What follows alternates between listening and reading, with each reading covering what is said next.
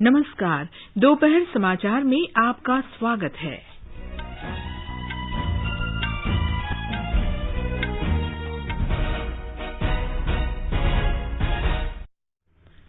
प्रधानमंत्री नरेंद्र मोदी ने बंगलुरु टेक सम्मेलन में कहा, सरकार प्रौद्योगिकी के माध्यम से विकास के लाभ समाज के अंतिम व्यक्ति तक पहुंचाने में सक्षम है।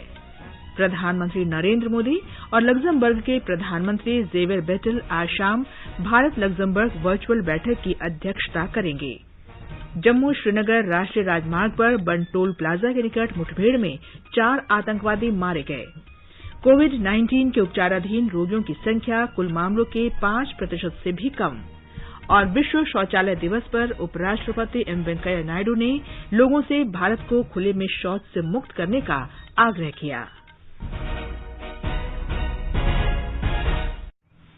दोपहर समाचार में अतहर सईद के साथ मैं कनकलता। कोविड-19 महामारी के खिलाफ देश एकजुट होकर लड़ रहा है। आप भी हमारे साथ सुरक्षा और बचाव के 3 आसान एहतियाती उपायों का संकल्प लें। मास्क पहनें, 2 गज दूरी है जरूरी, सुरक्षित दूरी बनाए रखें, हाथ और मुंह साफ रखें। अब समाचार विस्तार से। प्रधानमंत्री नरेंद्र मोदी ने कहा है कि सरकार प्रौद्योगिकी के माध्यम से विकास के लाभ समाज के अंतिम व्यक्ति तक पहुंचाने में सक्षम है। आज बंगलुरु टेक सम्मेलन का वर्चुअल माध्यम से उद्घाटन करते हुए उन्होंने कहा कि अब समय आ गया है कि भारत में डिजाइन किए गए तकनीकी समाधानों को विश्व में पहुंचाया जाए। प्रधानमंत्री ने कहा कि भारत इस अनूठी स्थिति में है कि वो सूचना के इस युग में विश्व के देशों से आगे निकल सकता है। Achievements of the industrial era are in the rear view mirror, and now we are in the middle of information era. India as a country is uniquely positioned to leap ahead in the information era. We have the best minds as well as the biggest markets. Our local tech solutions have the potential to go global. India is at a sweet spot. It is time for tech solutions that are designed in India but deployed for the world.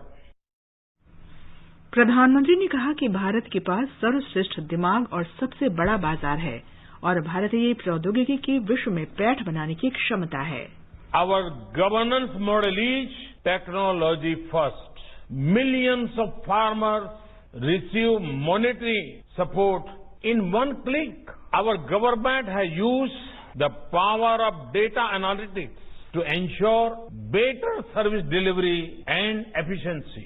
Technology is the prime reason our schemes have gone beyond files and changed lives of the people at such a speed and scale.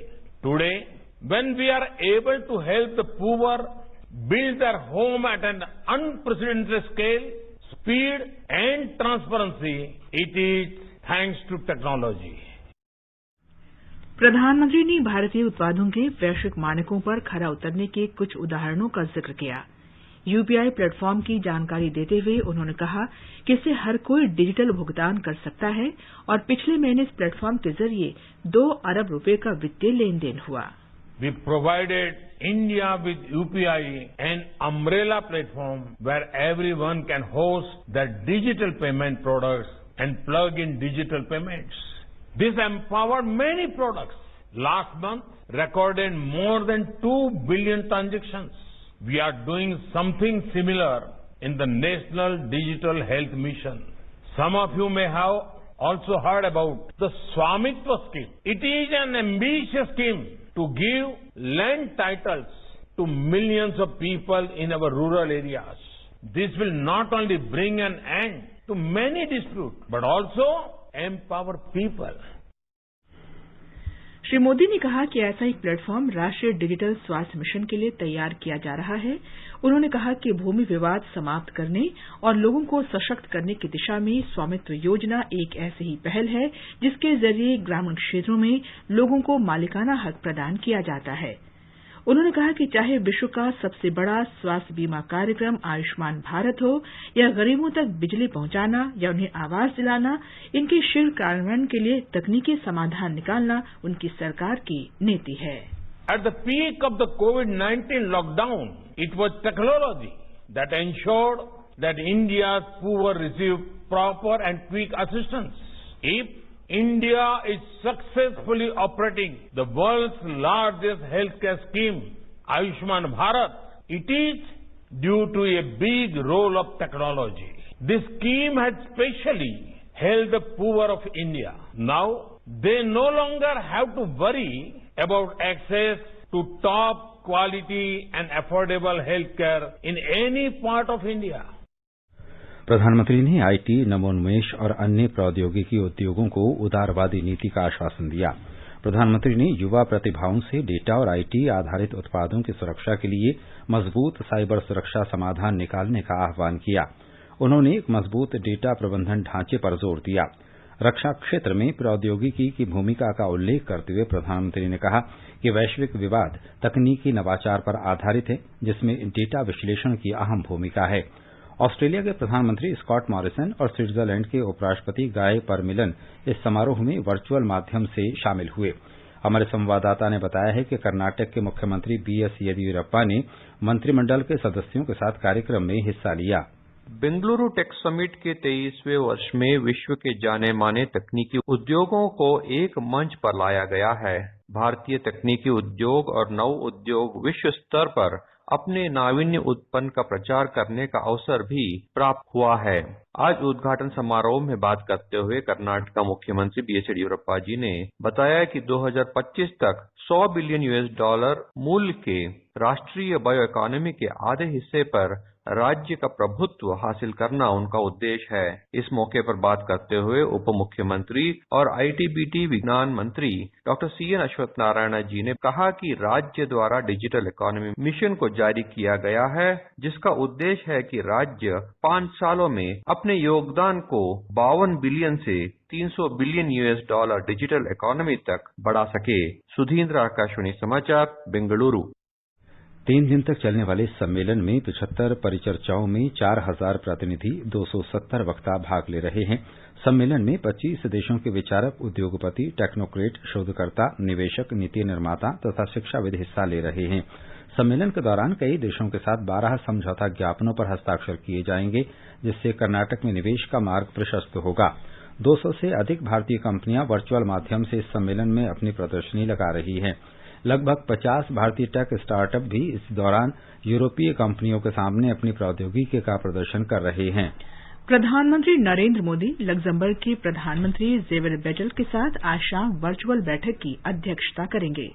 पिछले 2 दशकों में दोनों देशों के शीर्ष नेताओं के बीच ये पहली बैठक हो रही है। दोनों नेता कोविड के बाद विश्व में भारत लग्जमबर्ग सहयोग बढ़ाने सहित द्विपक्षीय संबंधों पर विचार करेंगे। अंतर्राष्ट्रीय और आपसी हित के वैश्विक मुद्दों पर भी चर्चा होगी। भारत और लग्जमबर्ग के बीच पिछले वर्षों में उच्चस्तरीय वार्ता होती रही है। केंद्र सरकार ने कहा है कि प्रधानमंत्री street vendors Atmanirbhar Nidhi PM Svanidhi योजना में 27,33,000 से ज्यादा आवेदन पत्र मिले हैं। इस योजना से रेहड़ी पटरी वालों को लाभ मिलेगा। कुल 14,34,000 से ज्यादा आवेदन पत्रों को मंजूरी दी गई और करीब 7,88,000 लोगों को कर्ज बांटे गए। आवास और शहरी कार्य मंत्रालय ने कहा कि लॉकडाउन के कारण अपने घरों को लौट गए रेहड़ी पटरी वाले इस कर्ज के पात्र हैं। योजना में कर्ज के प्रावधान बेहद आसान है। इसके लिए किसी भी सेवा केंद्र, नगर निगम कार्यालय या बैंक में आवेदन किया जा सकता है। इसके बाद लोगों के घरों पर बैंक खुद पहुंच रहे हैं। प्रधानमंत्री नरेंद्र मोदी ने बैंक कर्मचारियों की कड़ी मेहनत की सराहना करते हुए कहा कि एक वक्त था जब रेहड़ी पटरी वाले बैंक तक नहीं जा पाते थे, लेकिन आज बैंक उनके घर जा रहे हैं। ये सरकार के कामकाज की पारदर्शिता और जवाबदेही के कारण संभव हुआ है। जम्मू कश्मीर में जम्मू श्रीनगर राष्ट्रीय राजमार्ग पर आज सुबह नगरोटा में बन टोल प्लाजा के निकट सुरक्षा बलों के साथ मुठभेड़ में 4 आतंकवादी मारे गए। पुलिस महानिरीक्षक मुकेश सिंह ने जम्मू में संवाददाताओं को बताया कि जम्मू कश्मीर पुलिस और केंद्रीय रिजर्व पुलिस बल सीआरपीएफ को आतंकवादियों के सांबा सेक्टर से नगरोटा बनटोल प्लाजा तक आने के बारे में खुफिया जानकारी मिली थी। जिस ट्रक में वे छिपे हुए थे उसे सुबह लगभग 5 बजे जांच के लिए रोका गया। तब आतंकवादियों ने सुरक्षा बलों पर गोलियां चलाई और ग्रेनेड दागे।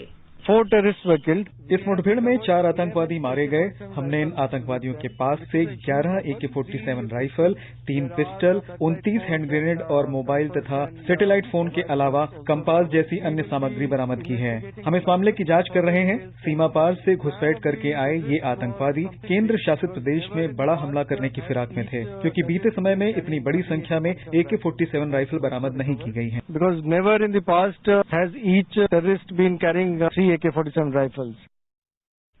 पुलिस महानिरीक्षक ने कहा कि पुलिस, केंद्रीय सुरक्षा बलों और सेना की समय पर की गई संयुक्त कार्रवाई से उनकी योजना नाकाम हो गई। इलाके की तलाशी का अभियान अभी जारी है। श्री सिंह ने बताया कि ट्रक का ड्राइवर घटनास्थल से फरार हो गया है और उसकी तलाश जारी है। उन्होंने कहा कि इस मुठभेड़ में 2 पुलिसकर्मी घायल हुए हैं और उनकी हालत स्थिर है। मारे गए आतंकवादियों की पहचान की जा रही है। सीमा सुरक्षा बल के महानिदेशक राकेश अस्थाना ने कहा कि बीएसएफ राष्ट्र की सुरक्षा को सुनिश्चित करने और घुसपैठ की घटनाओं को रोकने के लिए प्रतिबद्ध है। उन्होंने कहा कि जवानों और अधिकारियों के बलिदान से इस बल के जज्बे में कोई कमी नहीं आई है। ये समाचार आकाशवाणी से प्रसारित किए जा रहे हैं। ताजा समाचार जानने के लिए आप हमारे Twitter handle @AIR News Hindi को फॉलो कर सकते हैं। चलो मिलकर एक शुरुआत करें, चलो एक फैसला आज करें, मास्क नहीं तो टोकेंगे, कोरोना को रोकेंगे, चलो एक इरादा करते हैं, चलो खुद से वादा करते हैं, मास्क नहीं तो टोकेंगे, कोरोना को रोकेंगे। ये आकाशवाणी है।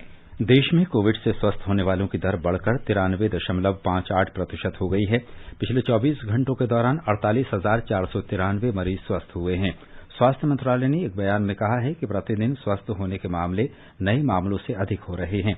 उपचाराधीन रोगियों की संख्या कुल मामलों के 5% से भी कम है।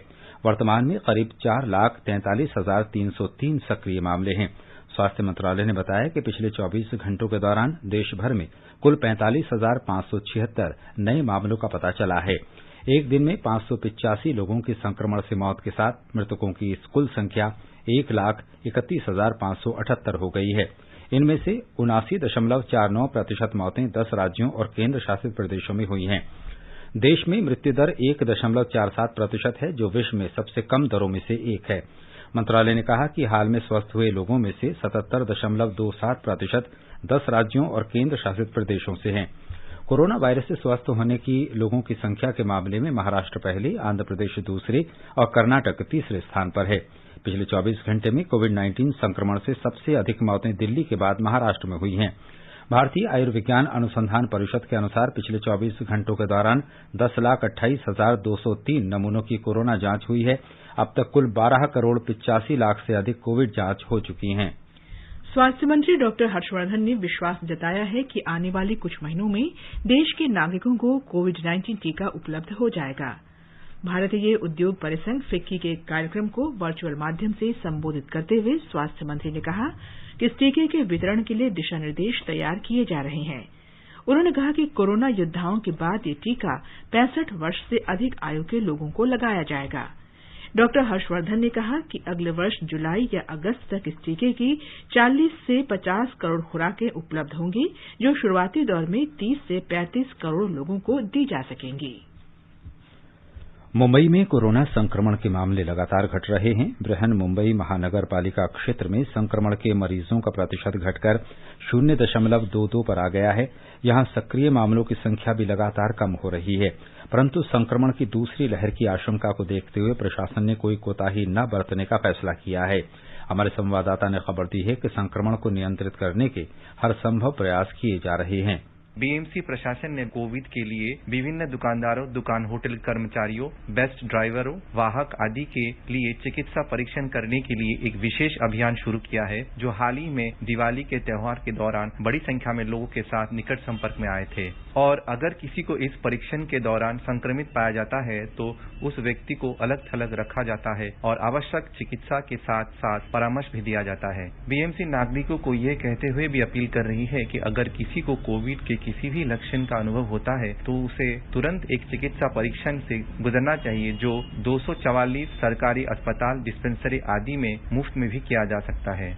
इसके अलावा कोविड के निवारक उपायों पर लगातार जागरूकता की जा रही है, जहां लोगों को नियमित रूप से मास्क का उपयोग करने, शारीरिक दूरी और उचित स्वच्छता बनाए रखने के महत्व के बारे में बताया जा रहा है और ये नियमों का उल्लंघन करने वालों पर जुर्माना भी लगाया जा रहा है। देवप्रिय भट्टाचार्य जी, आकाशवाणी समाचार, मुंबई। राजस्थान में कोविड संक्रमण से होने वाली मृत्यु दर घटकर 0.91% हो गई है। राज्य में अब तक इस संक्रमण से 2100 से अधिक लोगों की मौत हुई है। 73% मौतें शहरी क्षेत्रों में हुई हैं। हमारे संवाददाता ने बताया है कि ग्रामीण क्षेत्रों में संक्रमण के बढ़ते मामलों को देखते हुए राज्य सरकार ने आशा सहयोगिनियों को पल्स ऑक्सीमीटर उपलब्ध कराने का निर्णय लिया है। प्रदेश के ग्रामीण क्षेत्रों में अब तक 573 लोगों की मृत्यु हो चुकी है। इसे देखते हुए मुख्यमंत्री अशोक गहलोत ने कहा है कि ग्रामीण क्षेत्रों में लोग इस बीमारी को हल्के में न लें, वे मास्क लगाएं तथा हेल्थ प्रोटोकॉल की पूरी तरह पालना करें। राज्य सरकार ने सभी आशा सहयोगिनियों को भी पल्स ऑक्सीमीटर देने का निर्णय किया है ताकि गांवों में भी लोगों के ऑक्सीजन लेवल की जांच की जा सके। श्री गहलोत ने निजी अस्पतालों से कोविड रोगियों के लिए बेड की संख्या बढ़ाने तथा राज्य सरकार की ओर से निर्धारित दरों पर इलाज उपलब्ध कराने का आग्रह किया है। इस बीच राज्य में 2178 लोगों में संक्रमण की पुष्टि हुई है। साथ ही प्रदेश में सक्रिय मामलों की संख्या बढ़कर 19,000 से ज्यादा हो गई है। जितेंद्र द्विवेदी, आकाशवाणी समाचार, जयपुर। त्रिपुरा में कोविड-19 संक्रमण से ठीक होने वालों की दर बढ़कर 96.09% हो गई है। अब तक कुल 30,833 लोग इस संक्रमण से स्वस्थ हो चुके हैं। स्वास्थ्य विभाग के अनुसार पिछले 24 घंटों के दौरान अब तक कोरोना संक्रमित 73 नए मामलों का पता चला है, जबकि 106 रोगियों को अस्पताल से छुट्टी मिल चुकी है। राज्य में कुल संक्रमित लोगों की संख्या बढ़कर 32,112 हो गई है। इस समय राज्य के विभिन्न कोविड देखरेख केंद्रों में 892 रोगियों का उपचार चल रहा है। राज्य के स्वास्थ्य बुलेटिन के अनुसार कल शाम तक 5,18,000 नमूनों की जांच की जा चुकी है। इनमें 4,67,906 व्यक्तियों में ये संक्रमण नहीं मिला। मिजोरम में पिछले 24 घंटे में कोविड संक्रमण के 32 नए मामले सामने आए और 8 लोगों को इलाज के बाद अस्पतालों से छुट्टी दे दी गई। राज्य में संक्रमण के कुल 3,513 मामले हैं। राज्य के स्वास्थ्य विभाग ने कहा है कि अब तक 3,000 से अधिक लोग संक्रमण से ठीक हो चुके हैं और स्वस्थ होने वालों की दर 85.60% हो गई है। 487 लोगों का विभिन्न कोविड अस्पतालों में इलाज चल रहा है। दिल्ली के मुख्यमंत्री अरविंद केजरीवाल ने आज कोविड-19 की मौजूदा स्थिति पर चर्चा के लिए नई दिल्ली में सर्वदलीय बैठक की। बैठक के बाद एक ट्वीट में उन्होंने कहा कि बैठक में सभी दलों से सहयोग मांगा गया। उन्होंने कहा कि ये समय राजनीति का नहीं बल्कि सेवा करने का है। उन्होंने सभी दलों से अनुरोध किया कि वे अपने कार्यकर्ताओं को जनता के बीच मास्क बांटने में लग जाएं। श्री केजरीवाल ने कहा कि सभी दलों ने जनता की सेवा करने का भरोसा दिलाया। वरिष्ठ चिकित्सा विशेषज्ञ डॉक्टर मधुर यादव ने आकाशवाणी से खास बातचीत में कहा कि लॉकडाउन खोलने की प्रक्रिया में ज्यादातर गतिविधियों की अनुमति दी जा रही है, लेकिन कुछ क्षेत्रों में कोरोना वायरस के ज्यादा मामले सामने आ रहे हैं। उन्होंने कहा कि बड़े पैमाने पर कोविड जांच की जा रही है। डॉक्टर यादव ने ये भी कहा कि घबराने की कोई जरूरत नहीं है, क्योंकि सरकार हालात से निपटने के लिए पूरी तरह तैयार है। हम लोगों ने कोविड-19 की जो रेस्ट्रिक्शन थी उसके पालन में थोड़ी ढिलाई बरत दी। अनलॉकडाउन काफी कुछ खुल गया है, एक स्कूल छोड़ के बाकी सब शुरू हो गया है, तो धीरे धीरे ये केसेस बढ़ते जा रहे हैं। प्लस टेस्टिंग भी हमारी उसी तरीके से बढ़ रही है, चाहे वो रैपिड एंटीजन टेस्ट हो या वो RT-PCR हो। तो इसकी वजह से लगता ही है कि बहुत ज्यादा केसेस आ गए। लेकिन मैं ये कहना चाहूंगा कि यदि हम अभी भी सुधर जाते हैं और अपने आप को संयमित कर लेते हैं तो हम इससे बच सकते हैं। दूसरी मैं एक बात कहना चाहूंगा कि डरने वाली कोई बात नहीं है। सरकार ने बेड का अरेंजमेंट अच्छा खासा कर लिया है। आगे बढ़ने से पहले मुख्य समाचारों पर एक नजर। प्रधानमंत्री नरेंद्र मोदी ने बेंगलुरु टेक सम्मेलन में कहा, सरकार प्रौद्योगिकी के माध्यम से विकास के लाभ समाज के अंतिम व्यक्ति तक पहुंचाने में सक्षम। प्रधानमंत्री नरेंद्र मोदी और लक्समबर्ग के प्रधानमंत्री जेवियर बेटल आज शाम भारत लक्समबर्ग वर्चुअल बैठक की अध्यक्षता करेंगे। जम्मू श्रीनगर राष्ट्रीय राजमार्ग पर बन टोल प्लाजा के निकट मुठभेड़ में 4 आतंकवादी मारे गए। कोविड-19 के उपचाराधीन रोगियों की संख्या कुल मामलों के 5% से भी कम है। और विश्व शौचालय दिवस पर उपराष्ट्रपति एम वेंकैया नायडू ने लोगों से भारत को खुले में शौच से मुक्त करने का आग्रह किया। केंद्रीय पेट्रोलियम और प्राकृतिक गैस तथा इस्पात मंत्री धर्मेंद्र प्रधान ने ओडिशा सरकार से अनुरोध किया है कि वो अपने पड़ोसी राज्यों के साथ सीमा विवाद का व्यापक और दीर्घकालीन समाधान खोजे। राज्य के मुख्यमंत्री नवीन पटनायक को लिखे पत्र में केंद्रीय मंत्री ने ओडिशा और उसके पड़ोसी राज्यों आंध्र प्रदेश, पश्चिम बंगाल, झारखंड और छत्तीसगढ़ के साथ लंबे समय से चले आ रहे सीमा विवादों को आपसी सहयोग से हल करने पर जोर दिया है। उन्होंने मुख्यमंत्री से ये अनुरोध भी किया है कि वे इस समस्या के समाधान के लिए केंद्र सरकार से मदद लें। मध्य प्रदेश के सभी जिलों में कुपोषण से बुरी तरह प्रभावित बच्चों के लिए पोषित परिवार सुपोषित मध्य प्रदेश अभियान चलाया जा रहा है। ये समुदाय आधारित पोषण प्रबंधन अभियान है। हमारे संवाददाता ने बताया है कि अब तक उन परिवारों को भी अभियान के अंतर्गत सम्मानित किया जाएगा जिनके प्रयासों से कुपोषित बच्चों का पोषण स्तर सामान्य हुआ है। महिला और बाल विकास विभाग के प्रमुख सचिव अशोक शाही ने सभी जिला कलेक्टर को पत्र लिखकर जानकारी दी है कि पोषित परिवार सुपोषित मध्य प्रदेश अभियान में सम्मानित होने वाले परिवारों को 2 किस्तों में 400 रुपए की प्रोत्साहन राशि दी जाएगी। इसके तहत ऐसे परिवारों को प्रोत्साहन की प्रथम किस्त की राशि दी जाएगी जिनके बच्चे अति गंभीर कुपोषित श्रेणी से उबरकर मध्य गंभीर कुपोषण की श्रेणी में आ गए हों। इसी तरह दूसरी किस्त तब दी जाएगी जब बच्चे मध्यम गंभीर कुपोषण की श्रेणी से बाहर आकर सामान्य पोषण स्तर पर आ गए हों। इसके अतिरिक्त बच्चे से संबंधित अन्य स्वास्थ्य सेवाओं जैसे बच्चे की उम्र के अनुसार टीकाकरण, 6 माह के बाद बच्चे के ऊपरी आहार की मानक दिशा निर्देशों के तहत शुरुआत, परिवार के स्वास्थ्य और शिक्षा के स्तर का भी आकलन किया जाएगा। संजीव शर्मा, आकाशवाणी समाचार, भोपाल। अभियान के अंतर्गत कुपोषण से बुरी तरह प्रभावित बच्चों की पहचान की जाती है और पंजीकृत करने के बाद 12 हफ्ते या 3 महीने तक के लिए पोषक पदार्थ दिए जाते हैं ताकि वे फिर से सामान्य पोषित श्रेणी में आ सकें। केरल में स्थानीय निकाय चुनावों के लिए नामांकन दाखिल करने का आज अंतिम दिन है। कल नामांकन पत्रों की जांच की जाएगी। नाम वापस लेने की अंतिम तिथि 23 नवंबर है। मतदान 3 चरणों में 8, 10 और 14 दिसंबर को होगा। कोविड महामारी के शुरू होने के बाद केरल में ये पहला चुनाव है और इस दौरान सभी सावधानियों का पालन सुनिश्चित किया जाएगा।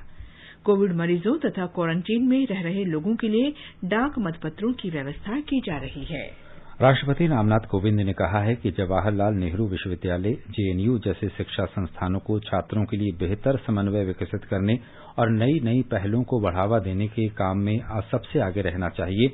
विश्वविद्यालय के वार्षिक दीक्षांत समारोह में श्री कोविंद ने कहा कि देश के हर हिस्से और समाज के हर तबके से छात्र जेएनयू में उत्कृष्टता के लिए बराबरी के अवसर वाले माहौल में पढ़ने आते हैं।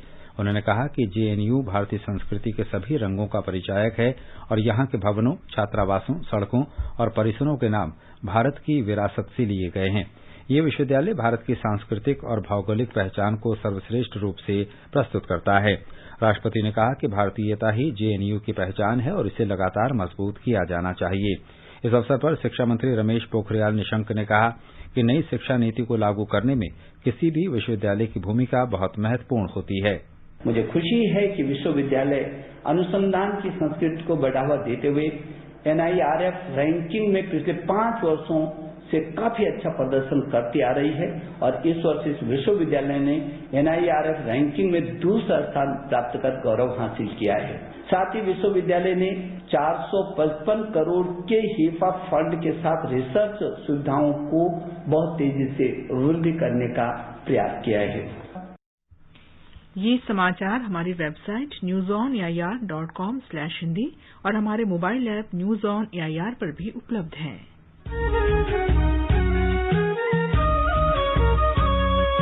All India Radio presents Northeast Diary, glimpses of the news of the week from the northeastern states.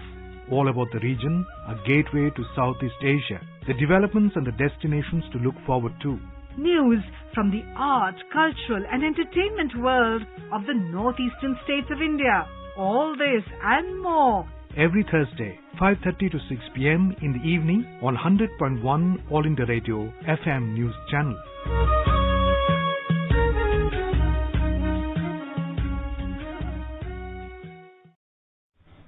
दोपहर समाचार में आपका फिर स्वागत है।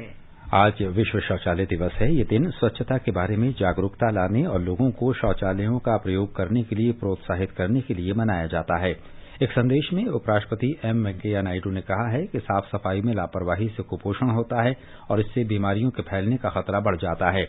विश्व शौचालय दिवस पर उपराष्ट्रपति ने कहा कि किसी भी स्वस्थ समाज और स्वस्थ राष्ट्र के लिए स्वच्छता और साफ सफाई के लिए प्राथमिकता जरूरी है। उन्होंने लोगों से अनुरोध किया कि वे भारत को खुले में शौच से मुक्त कराने के लिए अपने संकल्प को फिर से दोहराएं। प्रधानमंत्री नरेंद्र मोदी ने विश्व शौचालय दिवस पर कहा कि भारत ने सभी के लिए शौचालय की अपनी वचनबद्धता पर दृढ़ता से अमल किया है। एक ट्वीट में उन्होंने कहा कि पिछले कुछ वर्षों में हमने करोड़ों भारतवासियों को स्वच्छ शौचालय उपलब्ध कराने की शानदार उपलब्धि हासिल की है। श्री मोदी ने कहा कि इससे हमें विशेषकर नारी शक्ति को सम्मान और स्वास्थ्य संबंधी अनेक लाभ भी हुए हैं। जल शक्ति मंत्रालय का पेयजल और स्वच्छता विभाग सुरक्षित स्वच्छता तक सबकी पहुंच पर जागरूकता लाने के लिए स्वच्छ भारत मिशन ग्रामीण के अंतर्गत विश्व शौचालय दिवस का आयोजन कर रहा है। इस अवसर पर स्वच्छता के क्षेत्र में शीर्ष स्थान पर आने वाले जिलों और राज्यों को स्वच्छता पुरस्कार से सम्मानित किया जाएगा। देश आज पूर्व प्रधानमंत्री इंदिरा गांधी को उनकी 103वीं जयंती पर याद कर रहा है। प्रधानमंत्री नरेंद्र मोदी ने दिवंगत नेता को श्रद्धांजलि अर्पित की है। कांग्रेस अध्यक्ष श्रीमती सोनिया गांधी और पार्टी नेता राहुल गांधी ने आज सुबह इंदिरा गांधी स्मारक पर पुष्पांजलि अर्पित की। श्री राहुल गांधी ने दिवंगत नेता के समाधि शक्ति स्थल पर जाकर भी उन्हें श्रद्धांजलि दी। भारतीय सूचना सेवा के पूर्व अधिकारी एमएल धर का आज अहमदाबाद में निधन हो गया। वे 72 वर्ष के थे। उन्होंने 1971 में आकाशवाणी के समाचार सेवा प्रभाग में समाचार संपादक के रूप में अपना करियर शुरू किया था। उन्होंने दूरदर्शन समाचार, क्षेत्रीय प्रचार निदेशालय और पत्र सूचना कार्यालय सहित सूचना और प्रसारण मंत्रालय की कई मीडिया इकाइयों में काम किया। वे निदेशक के रूप में सेवानिवृत्त हुए थे। देश भर में छठ पर्व श्रद्धा और उत्साह के साथ मनाया जा रहा है। बिहार में छठ पर्व के दूसरे दिन आज शाम खरना पूजा की जाएगी। इस दौरान व्रती और श्रद्धालु सूर्य देवता की आराधना कर उन्हें खीर, पूरी और फल अर्पित करेंगे। छठ व्रती खरना प्रसाद ग्रहण करने के बाद 36 घंटे का निर्जल उपवास रखेंगे, जो शनिवार सुबह उगते सूरज को अर्घ्य देने के साथ संपन्न होगा। कल सूर्य को सांध्य अर्घ्य दी जाएगी। 4 दिन का ये पर्व शनिवार प्रातः अर्घ्य के साथ संपन्न हो जाएगा। बिहार का ये सबसे बड़ा लोक पर्व सामुदायिक और सामाजिक सौहार्द का भी प्रतीक है। हमारे संवाददाता ने बताया है कि सभी वर्ग के लोग इस पर्व में भाग लेते हैं।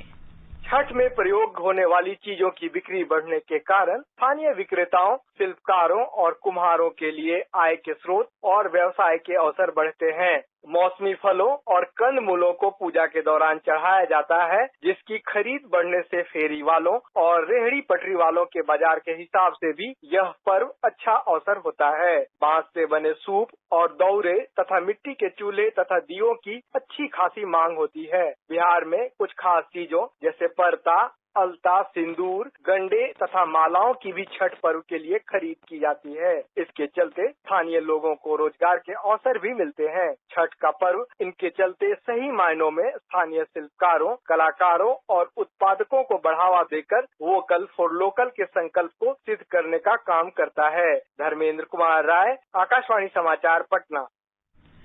कोरोना महामारी के कारण इस बार एहतियाती उपाय किए जा रहे हैं। दिल्ली आपदा प्रबंधन प्राधिकरण डीडीएमए ने सभी अधिकारियों को ये सुनिश्चित करने को कहा है कि इस वर्ष दिल्ली में छठ पूजा सार्वजनिक स्थानों, नदी तटों और मंदिरों में आयोजित न हो। मुख्य सचिव और डीडीएमए की कार्यकारी समिति के अध्यक्ष विजय देव ने महामारी के दौरान छठ पूजा घरों में मनाने के लिए लोगों को प्रोत्साहित करने के लिए संबंधित पक्षों को निर्देश जारी किए हैं। दिल्ली में कोविड-19 की स्थिति की समीक्षा की गई और ये पाया गया कि हाल में दिल्ली में कोरोना मामलों में लगातार वृद्धि हुई है। संयुक्त राष्ट्र ने रोहिंग्या संकट के तत्काल समाधान के लिए एक प्रस्ताव पारित किया है। यह प्रस्ताव इस्लामी देशों के संगठन और यूरोपीय यूनियन ने मिलकर पेश किया था, जिसे 132 देशों का समर्थन मिला। प्रस्ताव के विरोध में 9 देश थे। 31 देशों ने मतदान में भाग नहीं लिया। अंत में मुख्य समाचार एक बार फिर। प्रधानमंत्री नरेंद्र मोदी ने बंगलुरु टेक सम्मेलन में कहा, सरकार प्रौद्योगिकी के माध्यम से विकास के लाभ समाज के अंतिम व्यक्ति तक पहुंचाने में सक्षम है। प्रधानमंत्री नरेंद्र मोदी और लग्जमबर्ग के प्रधानमंत्री जेवर बेटल आज शाम भारत लग्जमबर्ग वर्चुअल बैठक की अध्यक्षता करेंगे। जम्मू श्रीनगर राष्ट्रीय राजमार्ग पर बनटोल प्लाजा के निकट मुठभेड़ में 4 आतंकवादी मारे गए। कोविड-19 के उपचाराधीन रोगियों की संख्या कुल मामलों के 5% से भी कम है। और विश्व शौचालय दिवस पर उपराष्ट्रपति एम वेंकैया नायडू ने लोगों से भारत को खुले में शौच से मुक्त करने का आग्रह किया है। इसके साथ ही दोपहर समाचार का ये अंक समाप्त हुआ। नमस्कार।